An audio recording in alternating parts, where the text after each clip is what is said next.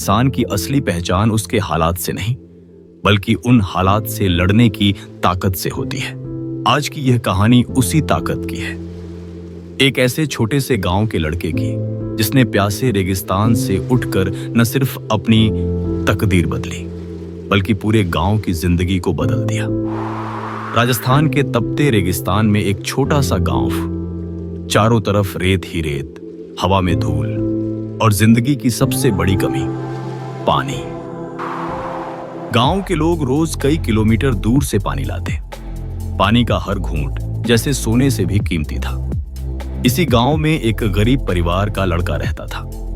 नंगे पांव, फटे कपड़े, लेकिन आंखों में सपने चमकते हुए।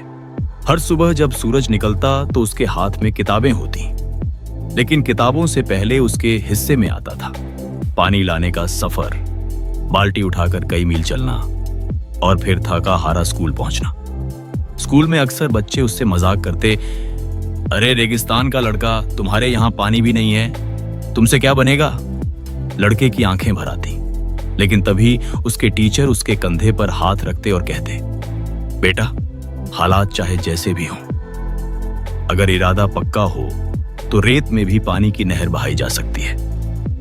ये शब्द उस लड़के के लिए किसी मंत्र से कम नहीं थे। एक दिन स्कूल में साइंस कंपटीशन होने वाला था। सभी बच्चे अपनी अपनी तैयारी कर रहे थे। कोई मोटर का मॉडल बना रहा था, कोई बिजली का और कोई रॉकेट का। लेकिन उस गरीब लड़के के पास न पैसे थे न कोई बड़ा सामान। उसने सोचा, क्यों ना वही समस्या उठाऊं जिसने मेरी जिंदगी सबसे ज्यादा कठिन बनाई है, पानी की समस्या। रात रात भर जागकर उसने एक छोटा सा मॉडल बनाया, पानी बचाने का मॉडल। उसके मॉडल में दिखाया गया था कि कैसे बरसात के पानी को रोककर गांव में इस्तेमाल किया जा सकता है, कैसे एक एक बूंद को बचाकर रेगिस्तान को हरा भरा बनाया जा सकता है। कंपटीशन का दिन आया। सबके मॉडल चमकदार थे, बड़े बड़े, और उसका मॉडल मिट्टी और लकड़ी से बना छोटा सा ढांचा। लोग हंस पड़े, क्या ये मॉडल भी कोई मॉडल है। लेकिन जब उस लड़के ने अपना प्रेजेंटेशन दिया, उसकी बातें सीधे दिल में उतर गईं। उसकी मासूम आवाज और जज्बे ने सबको सोचने पर मजबूर कर दिया। और नतीजा आया, वो पहला स्थान लेकर खड़ा था। उस पल उसकी आंखों में सिर्फ आंसू थे, आंसू जीत के, आंसू उम्मीद के। उस जीत के बाद मानो उसके पंख खुल गए। वह पढ़ाई में जी जान लगाने लगा। दिन हो या रात, भूख हो या प्यास, उसने कभी हार नहीं मानी। गांव वाले कहते, इतना पढ़कर क्या करेगा, जिंदगी तो वैसे भी रेगिस्तान है। लेकिन उसके मन में वही टीचर की आवाज गूंजती, रेत में भी पानी की नहर बहाई जा सकती है। साल दर साल उसने मेहनत जारी रखी। कभी पैसों की कमी आई तो ट्यूशन पढ़ाया, कभी किताबें नहीं मिली तो दूसरों से उधार ली, लेकिन अपने सपनों का सफर कभी नहीं छोड़ा। आखिरकार उसने बड़े बड़े इम्तिहान पास किए।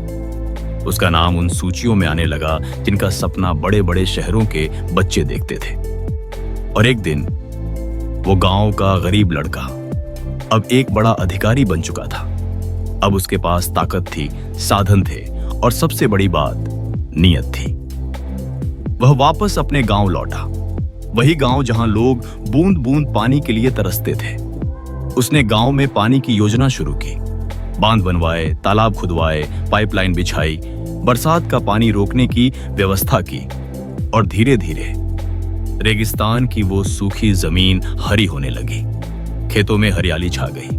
औरतों को अब मीलों दूर पानी नहीं लाना पड़ता था। बच्चों के हाथों में अब पानी की बाल्टियों नहीं, किताबें थीं। गांव वाले कहते, ये वही लड़का है जिसे कभी हम मजाक में रेगिस्तान का लड़का कहते थे। आज इसने ही रेगिस्तान को नखलिस्तान बना दिया। दोस्तों, ये कहानी सिर्फ एक लड़के की नहीं है। ये कहानी उस हर इंसान की है जिसने अपनी कमियों को अपनी ताकत बनाया, जिसने हालात से हार मानने के बजाय उन्हें चुनौती दी। वो गरीब लड़का हमें यही सिखाता है कि अगर सपने बड़े हों और इरादा सच्चा हो तो रेगिस्तान भी झरना बन सकता है। अगर आपको भी कभी लगे कि आपके हालात आपके रास्ते की सबसे बड़ी रुकावट है, तो याद रखिए, शायद वही हालात आपकी सबसे बड़ी ताकत भी बन सकते हैं। अगर ये कहानी आपको छू गई हो तो इसे जरूर शेयर कीजिएगा, क्योंकि हो सकता है आपकी एक शेयर किसी और की जिंदगी बदल दे। और हाँ, चैनल कहानी वाला को सब्सक्राइब जरूर करें।